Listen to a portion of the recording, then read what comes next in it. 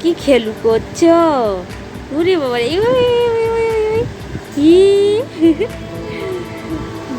ও এখন খেলা করছে।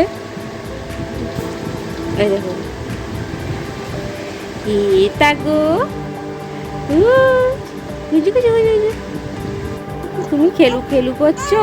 হ্যাঁ হ্যাঁ, আচ্ছা। দেখুন পুচকু এইমাত্র এই ঘুমানো।